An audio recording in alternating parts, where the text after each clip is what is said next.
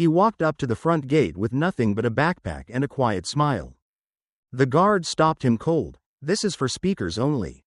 People stared. No one asked questions. He sat on a bench, silent. 5 minutes later, a black SUV pulled up, and the event director herself got out. She walked straight to him. "Ready to speak?" Turns out, the kid they turned away was the youngest inventor on the stage. So who really didn't belong? Before we dive into the full story, don't forget to like, share this video, and subscribe to the channel. Your support helps us keep telling true, powerful stories that reveal what really matters. Thank you. It was a crisp Seattle morning.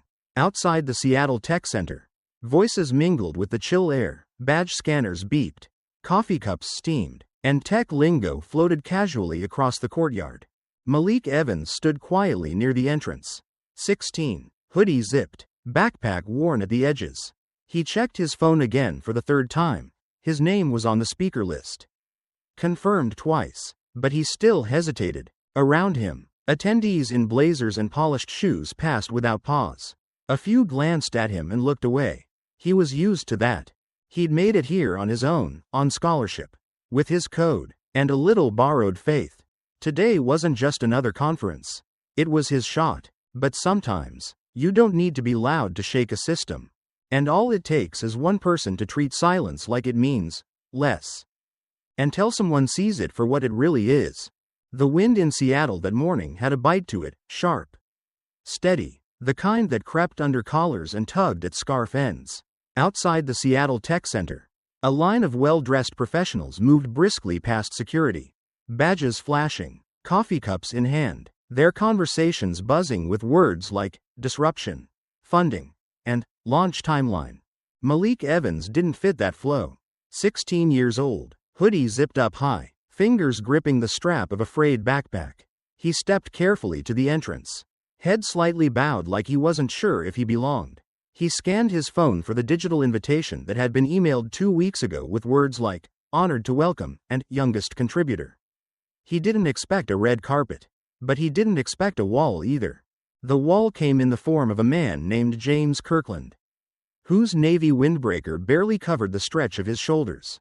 He was in his 50s, face carved by decades of no-nonsense rules, eyes that scanned for threats rather than guests. He didn't ask for a name. He didn't ask for an invitation. He just stepped forward and raised a hand. "You can't come in here." Malik blinked, caught mid-step. "Sorry?" His voice was calm, unsure. "No badge, no jacket. This is a closed event," James said, eyeing him like a misplaced parcel. "I'm a speaker," Malik replied, still polite, still trying. James didn't blink. "Speaker? Dressed like that?" The words weren't loud, but they carried. A few in line ahead turned their heads slightly. A man with a briefcase frowned. A woman behind Malik took a half step back. No one said anything. But judgment was a language everyone seemed fluent in that morning. "I got here early," Malik offered, pulling out his phone. "I can show you the invite." "I said no," James cut in, turning slightly to murmur something to another guard nearby. His voice was low, but not low enough. Malik caught phrases like, "wandering in," and "doesn't look like press or staff." That sting, that feeling of being inspected, measured, and dismissed, wasn't new to Malik. But it still hit. He took a step back, then another, until his legs found the cold edge of a stone bench near the entrance. He sat down slowly, his fingers still wrapped around the phone. The same phone that had received that cheerful RSVP email.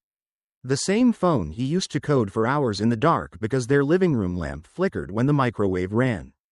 He didn't argue, didn't raise his voice, just sat there, quiet. People passed. Some gave a glance. Others didn't. A young woman with a clipboard paused for half a second, then walked faster. No one asked if he needed help. No one wondered why he looked both out of place and perfectly still. Like someone waiting for a moment that refused to come. Malik stared at the metal doors, the kind that opened wide for people who looked like they were meant to be there. Then he tapped into his contacts, selected one name, and hit call. He didn't speak when the line connected, just waited. Then he stood, walked to the edge of the crowd, but not too close, and stayed there. Watching. His hand was steady, his breath calm. And 5 minutes later, a black SUV pulled up to the curb, its tires slicing through the stillness of the morning. The back door opened, and a woman in a navy wool coat stepped out, heels clicking sharp against the sidewalk. Her eyes scanned the space, and locked onto him immediately. She didn't wave, didn't smile. She simply walked. And that was when the air outside the Seattle Tech Center began to change. Malik stayed seated on the stone bench, his backpack nestled against his side like a small, silent shield. Around him, the hum of movement continued, heels clicking against concrete, badges swinging from lanyards, the soft murmur of small talk blending into the rising wind. Inside, a faint voice over the loudspeaker echoed through the revolving doors, welcoming attendees to the main auditorium. But out here, where the welcome didn't reach, Malik was just a boy on the outside of something he had worked years to be part of. He tried not to stare at the doors too long. It made the not being inside feel sharper. Instead, he looked down at the worn canvas of his bag, traced the frayed stitching with a thumb. Inside it was the prototype, his AI speech chip. Months of late nights, lines of code scribbled on receipt paper, soldering wires in the kitchen under the flickering overhead light while his mother tried not to fall asleep sitting up. She worked nights, then mornings, then weekends. She never complained, just told him, "One of us has to hold the door open." He used to think she meant the metaphorical kind, opportunity, education, maybe a little luck, but sitting there, listening to strangers be welcomed while he was not, he realized she might have meant something more basic, like safety, like presence, like keeping someone from turning you away before you said a word. His eyes drifted to the badge clipped to the coat of a passing man. Keynote, in bold letters. The man barely glanced at him. The woman walking beside him clutched her purse a little tighter as she passed. He wasn't angry, not really. Anger required some hope that things might be different. Mostly, he felt small. He remembered the science fair 2 years ago when his entry, an early version of the same speech chip, was placed at the far end of the gym behind the bleachers. He remembered the judge who said, "Did you get help with this?" Not as a compliment, but as an accusation. He remembered the quiet hallway outside the testing center last spring, when a different security guard blocked his path, convinced someone like him must have wandered in by mistake. It all returned now, layered, compressed, too familiar, not dramatic, not loud, just ordinary dismissal, served quiet and cold. He hadn't told his mother he was speaking today, not because he didn't want her there, but because she would have taken off work, lost a day's pay, maybe missed a shift she couldn't afford to. He'd told himself he could handle this alone. The chip in his backpack was designed for people who'd been silenced. That was the point, a way for the visually impaired to hear messages in the voice of someone they loved. He'd coded the first version after his mom missed a job opportunity because she couldn't read a last-minute email in time. He remembered recording his own voice for the first test file. "Hi. Mom, you're amazing." It had felt like a promise back then. But today, sitting on a cold bench, he wondered if doing something useful mattered if the world never gave you the benefit of the doubt. What use was a breakthrough if you had to beg to be let in the room? The announcement repeated over the speakers, "Please find your seats.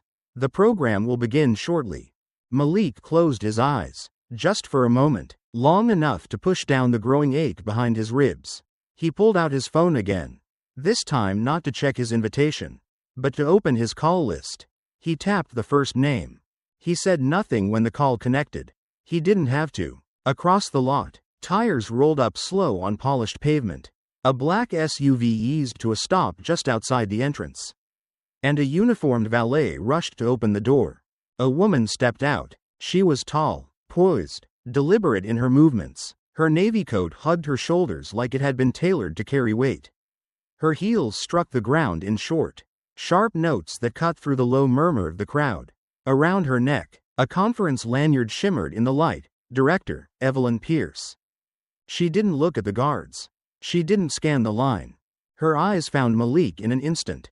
And then, with no hesitation, she started walking toward him, fast.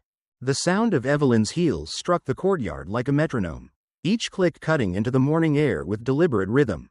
She didn't slow her pace, didn't pause to greet anyone or glance at the large event banner flapping gently near the entrance. Her gaze remained fixed ahead, and within seconds, She had crossed the distance between the curb and the boy on the bench. Malik saw her approach but didn't stand. Not out of defiance, but out of disbelief. She looked so out of place next to him. Every line of her posture, every thread of her coat, every glint from the gold badge clipped to her lapel screamed authority. And still, she walked straight toward him, as if he were the only thing she saw in the entire courtyard. He rose quietly as she neared, brushing imaginary dust from his sleeves. There was no smile on her face, but there was something firmer, certainty. Without hesitation, she placed a hand on his shoulder and said, not loudly but clearly, "Malik, are you ready?" It wasn't a question about paperwork or speech notes. It was a question about being seen. And Malik, with the faintest nod, replied, "Yes, ma'am." James, who had been watching the scene unfold from just beyond the barricade, stiffened. His arms were crossed until they weren't. His eyes narrowed when he finally recognized her. But it was too late for retreat. Evelyn turned toward him, her voice calm but unmistakably sharp. "You stopped him at the gate?" James swallowed. There was no easy out. He managed a dry cough, then half raised a hand. Yes, but I didn't know who he was. He didn't have a badge. And he didn't need one," Evelyn said. She didn't raise her voice, but the words landed with weight. "He's one of our keynote speakers.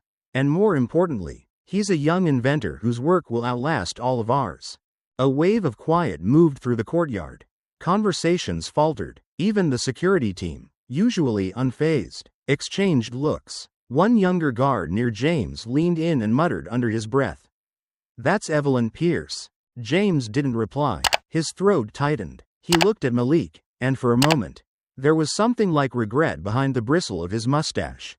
But he said nothing. Evelyn motioned forward, and Malik followed her toward the building. His steps were even, no faster than necessary, but as he passed the security checkpoint, he allowed his gaze to meet James's. It wasn't angry or smug. It wasn't challenging. It was the kind of look that didn't need to say anything at all. And perhaps because of that, it said everything. James turned away first. Inside, the warmth of the lobby wrapped around them like a silent welcome. Conference volunteers, already informed, guided them without question. People noticed. Some whispered. Others simply watched. One of the volunteers led them to a reserved section near the front of the auditorium. A white card on the seat read, "Malik Evans, featured speaker." The seat was empty, waiting, like it had been set aside with quiet confidence that he would arrive. Eventually, Malik hesitated before sitting. He looked around, not for his name or for the lights or the crowd. He looked to see if anyone else like him had made it this far. Beside him, Evelyn remained standing. She leaned down slightly, voice softer now. "Let them wonder how you got here," she said, "then show them why." He didn't answer right away. But when he finally did sit, shoulders squared and hands resting on the worn straps of his backpack, something in the room began to shift, just a little. It was the silence again. Only this time, it wasn't ignoring him. It was listening. The stage lights weren't harsh, but they were unfamiliar. Malik stood still for a second as his eyes adjusted, then took a quiet breath. The room stretched before him like a soft wave of navy suits and crisp collars. Some faces looking up with mild curiosity, others with the sort of practiced indifference that comes from too many conferences and too little surprise. Beside him, Evelyn stepped to the podium, her voice even, not raised for drama, but steady and sure. "Please welcome a young man whose work speaks volumes, quite literally. His invention helps the blind hear text messages and emails in the voices of those they love. Malik Evans, age 16. For a moment, the room was still. Then came the applause, scattered at first, then growing, but never quite thunderous. A few people rose to their feet, glancing sideways to see if others would follow. Most remained seated, clapping with polite rhythm, the kind reserved for names they didn't yet recognize but had now been told they should respect. Malik didn't seem to notice the hesitation. Or maybe he did, but chose not to react. He stepped forward and looked not at the lights, not at the sea of ties and lanyards, but somewhere beyond it. Like he was speaking to someone not in the room.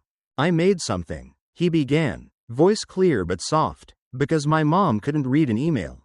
There were no slides, no animations, Just Malik's voice. She cleans houses. Long hours. Sometimes 3 jobs at once. And when she finally sat down one night and saw the blinking light on her phone, she couldn't read the message. Her eyes were too tired. The text was small, so I recorded a program that could read it for her, in my voice. Not a robot's. Mine. A hush settled deeper in the room. She said it felt like I was sitting next to her. He continued, even when I wasn't. He paused then, just long enough for the weight of it to land. I figured if one mom could use it, maybe others could too. He didn't mention the hours he spent learning code from YouTube, or the recycled parts from the school tech lab, or the nights he stayed awake not because he was excited, but because the apartment upstairs never stopped stomping. He didn't talk about the looks he got when he mentioned artificial intelligence, or the fact that he once coded a prototype on a borrowed Chromebook that crashed every 15 minutes. He didn't mention James, or the gate, or how being told, "You don't belong," can sit in your ribs long after the moment passes. He didn't have to. The room was quiet in a new way now, not out of politeness, but because something had shifted. There was no anger in Malik's words, no self-pity, just clarity and purpose. It was disarming. In the wings, Carmen Lee stood just out of the spotlight's reach, watching from behind a curtain. She hadn't said anything that morning, not to James, not to Malik. She'd seen him being turned away and looked down at her clipboard instead. A decision made in a second, one that now sat heavier than she expected. She folded her arms, more out of guilt than comfort, and leaned against the wall. At the back of the auditorium, behind a glass pane, James Kirkland stood alone. He wasn't required to stay. No one had summoned him. And yet he hadn't left. He watched the stage through the soundproof glass, unable to hear Malik's words but seeing them land. He saw the boy's posture, his stillness, the way he didn't demand anything yet somehow commanded everything.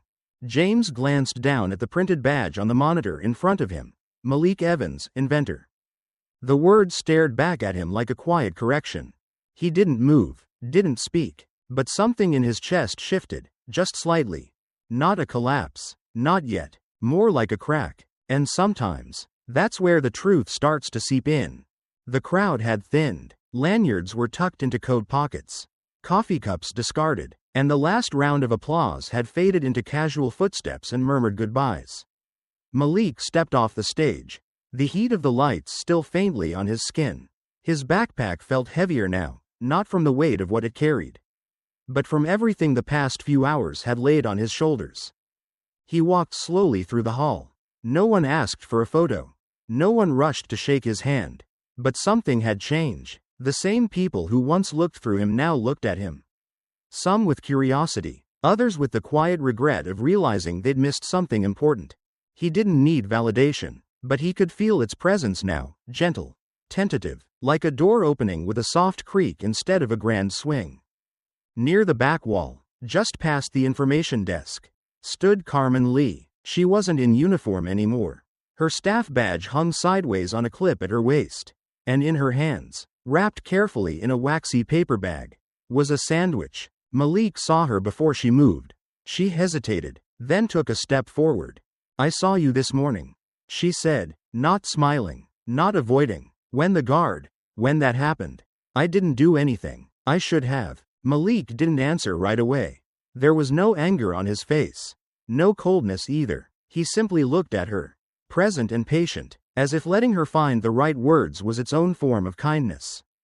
"I figured maybe you hadn't eaten," she continued, lifting the bag slightly. "It's turkey, no mayo." Malik's lips curved, not quite into a smile, but into something close. He took the sandwich with both hands, holding it gently, like it was more than a meal. "Thank you," he said. Carmen nodded. She looked like she wanted to say more, but the moment didn't need it. He knew what the sandwich meant. An apology, not for what had been done, but for what hadn't. No excuses, no explanations, just presence. Now, he tucked the sandwich into his backpack and adjusted the strap. Outside, the air had cooled further, but the sun was still out. Evelyn's car was already waiting at the curb, her driver standing at the passenger door. She leaned against the rear door casually, arms crossed. No clipboard, no entourage, just Evelyn. Malik approached. unsure if she was expecting him to speak first. She didn't make him guess. "You did well," she said, "not just on stage. Before that too." Malik shrugged. "I didn't really do anything."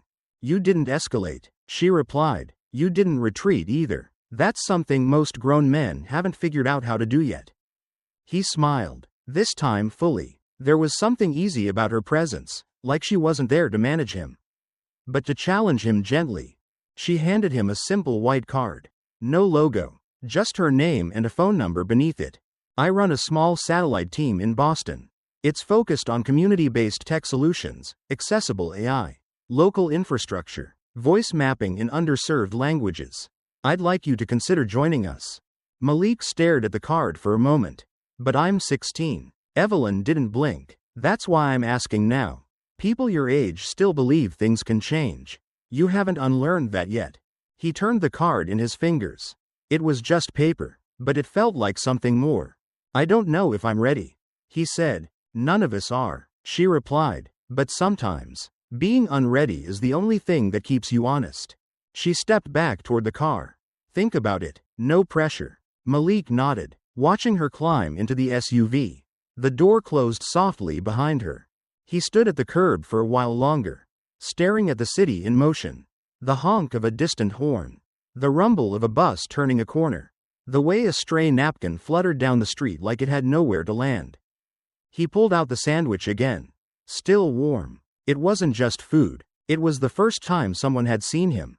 Not for what he built, but for who he was. And who he might become. The Boston office of Future Voices sat inside a converted brick warehouse near the edge of the harbor. The building looked old from the outside, cracked red walls, weathered window frames, but inside, the air was full of glass and light and quiet energy.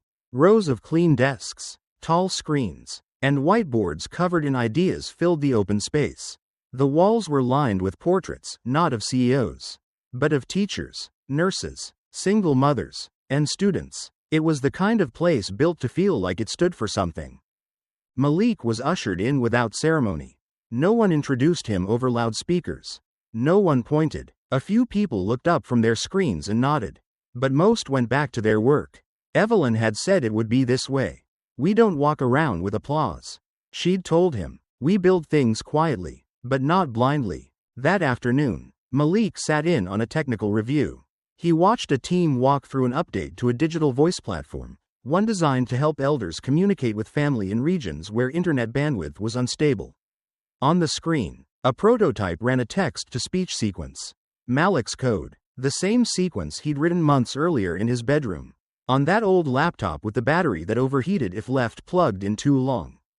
He noticed something else. Under the "created by" tab, his name was missing. Instead, the attribution read, "Lead, Jonas Reed, Senior Systems Advisor." Malik leaned forward, scanning the log history, line after line of revisions.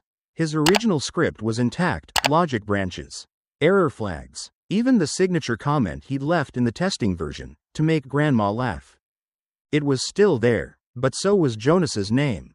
And only his. Malik sat back in his chair. The hum of the room seemed louder now. Conversations about algorithms and access protocols swirled around him.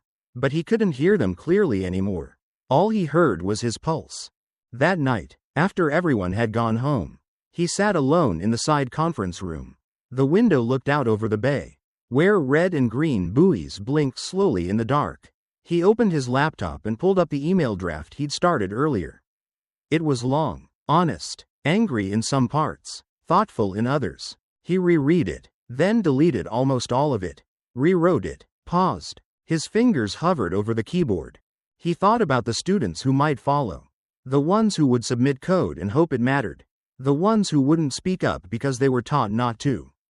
Then he typed a single line. "If I stay quiet now, someone else's name will be taken later, and they might not know how to ask for it back." He saved the message. The next morning, Malik entered the technical briefing 10 minutes early. People shuffled in with coffee cups and digital pads, expecting another project rundown. Jonas Reed stood near the whiteboard, arms folded, already halfway into a sentence when Malik stepped forward. "I need to say something." The room quieted. Some turned, surprised. Others froze, waiting. Malik cleared his throat. I worked on the voice logic that's being attributed to Mr. Reed. The scripting language. The error handling. It's mine. My name was removed. Jonas chuckled. It was soft. Practiced. Not unkind. Just dismissive. Malik, he said, these projects get touched by a dozen hands. It's hard to track who started what. Besides, you're new. Let's not turn this into something political. Malik didn't flinch. I'm not trying to be political. I'm trying to be accurate. The silence that followed wasn't uncomfortable. It was loaded. Evelyn was standing at the back of the room. She hadn't said a word. She didn't move, didn't make a gesture to step in. Her eyes were fixed on Malik. But not with concern. With something else. Something steadier. Like she had been waiting to see whether this moment would come. Jonas shifted slightly. His posture. Just barely. He reached for the whiteboard marker. Then didn't use it. Malik stood tall. He didn't raise his voice. He didn't point fingers. He simply stood there, a boy in a room of adults, naming what they hadn't expected anyone so young to notice. That was when Evelyn finally spoke. Let's revisit the version history, she said, voice calm but firm, and let's make sure credit is reflected where it belongs. Jonas didn't object, not out loud, but when he sat down, his jaw tightened. He opened his tablet, but his fingers paused above the screen. Malik returned to his seat. No one said thank you. No one clapped. But in that room, without a podium, without a badge, without needing to ask permission, he had found his voice. And this time, no one could take it from him. The air inside the glass-walled conference room was still. Too still. Malik could feel the weight of every eye on him, not with the same suspicion as before.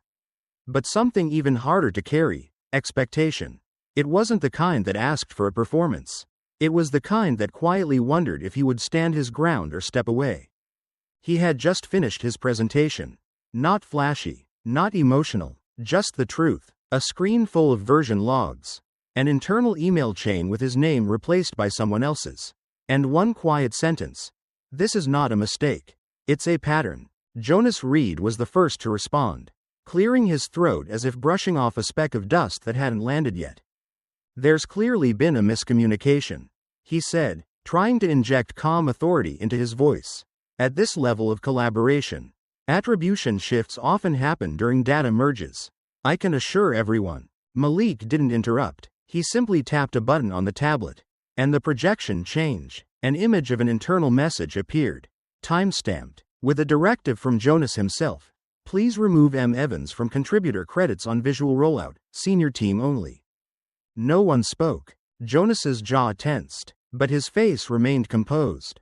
Almost too composed. His hands clasped in front of him. The tips of his fingers pressing together as if to hold something back. He turned slightly, as if preparing to shift the subject or excuse himself. But Evelyn stepped forward. She didn't rush. She didn't raise her voice. She simply walked to the front of the room and turned, facing the group with the kind of calm that made people sit up straighter without realizing why. I want to say something, she began, her tone even, unwavering. I've always believed that what we build matters less than how we build it.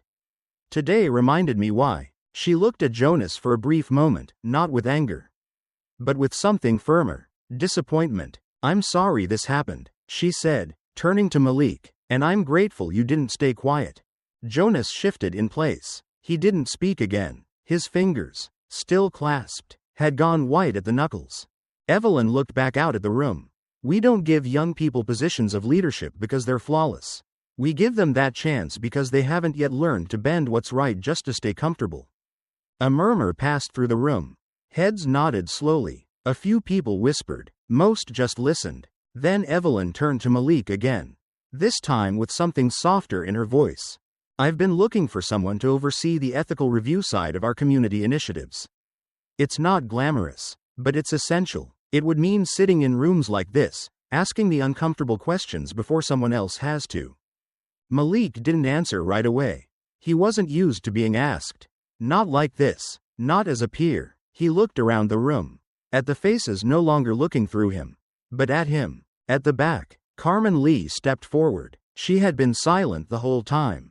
Just like she had been outside the gates that morning.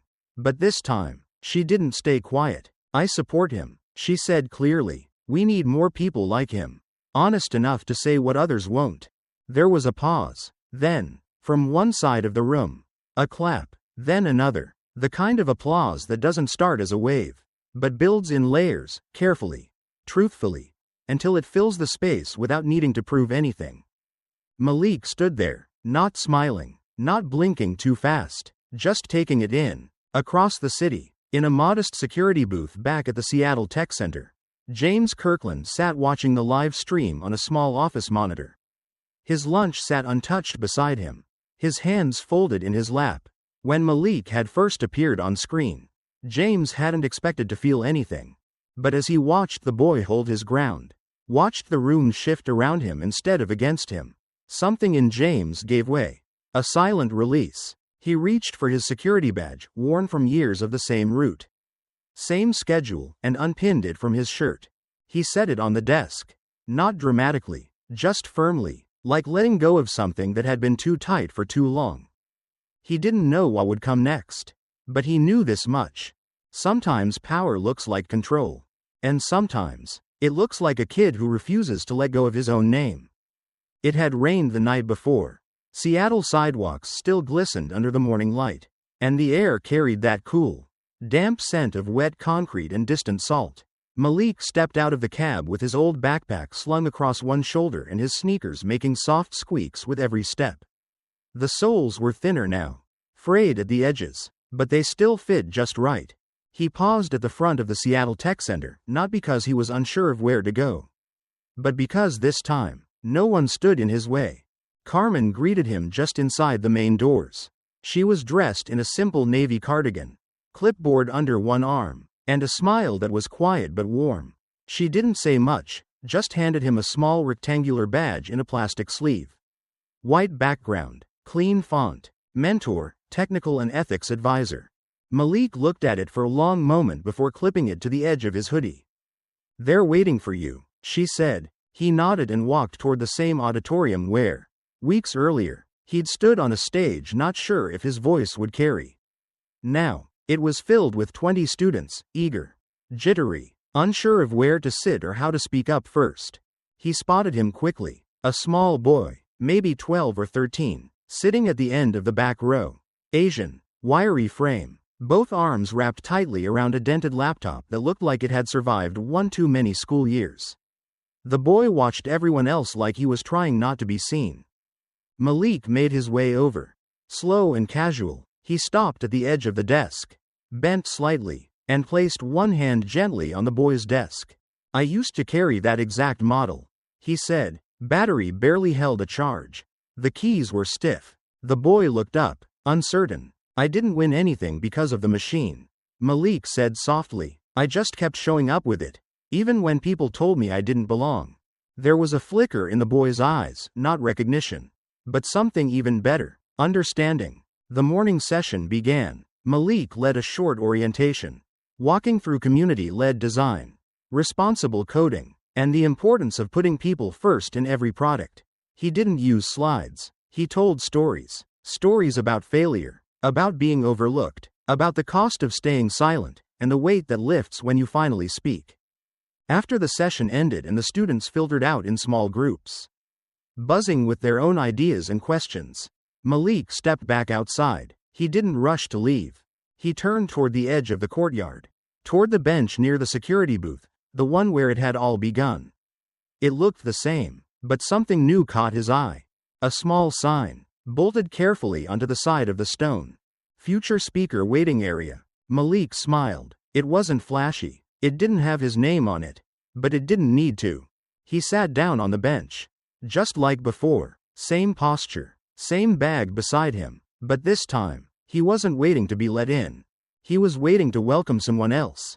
A small group of students passed by, mid-laugh, and one of them stopped. He nudged the others and nodded toward Malik. Their eyes widened slightly. Then they all nodded in respect before continuing on. None of them knew the full story. Not yet. Maybe they never would. But Malik stayed there a few minutes longer, looking out at the courtyard, the clean lines of the building, the soft echo of young voices learning to believe in themselves. It was no longer about what he'd been denied. It was about what he now held, and how carefully he intended to pass it on. He didn't raise his voice. But the moment he spoke, the room remembered how to listen. No spotlight, no speech, just a boy, holding his name like it meant something. Maybe dignity isn't given by credentials or clothes. Maybe it's claimed, in silence, and kept with courage. So the next time someone's waiting at the gate, what will we see first? If this story stirred something in you, a memory, a question, or even just a pause, subscribe to Undercover Truths for more stories that echo long after they end. Thank you for watching.